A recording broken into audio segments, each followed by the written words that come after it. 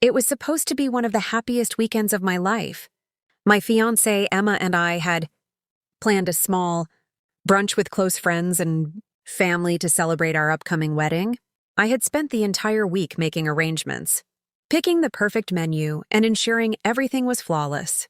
I remember feeling a mix of excitement and nervousness as we arrived at the cozy little cafe. The sunlight streamed through the windows, and the smell of fresh pastries filled the air. Everything seemed perfect, until it wasn't. We sat down and I tried to make casual conversation, laughing at small jokes and complimenting her on her dress. Emma seemed quieter than usual, fidgeting with her napkin and avoiding eye contact. I assumed she was just nervous, but there was an uneasiness in her demeanor that I couldn't ignore. Before the first round of drinks even arrived, she cleared her throat and looked directly at me. My heart skipped a beat, sensing that something serious was about to happen. "I can't do this," she said, her voice trembling slightly. "I don't love you, and I can't marry you." The words hit me like a punch to the chest. For a moment, I couldn't breathe. I searched her eyes for any hint that she might be joking, but there was none. My mind went blank, and all I could do was stare at her, trying to process what I had just heard. The room seemed to shrink, and the lively chatter around us faded into a dull hum.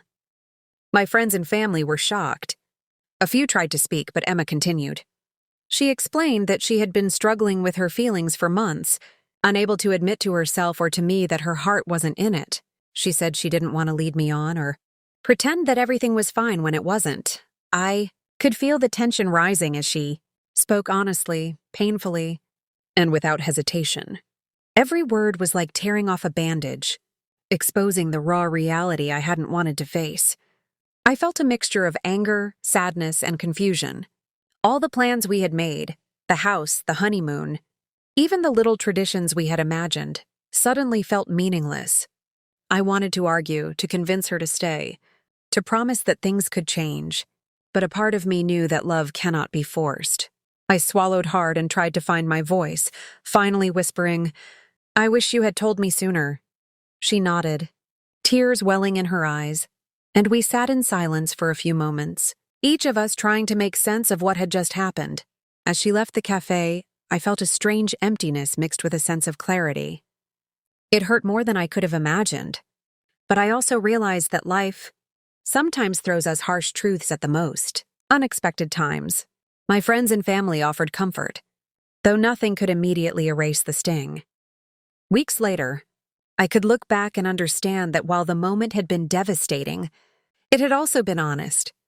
Emma had chosen truth over pretense, and I had been given a chance to rebuild my life without living It wasn't the ending I had hoped for, but perhaps it was the beginning of a different chapter, one where I could eventually find the love that was real.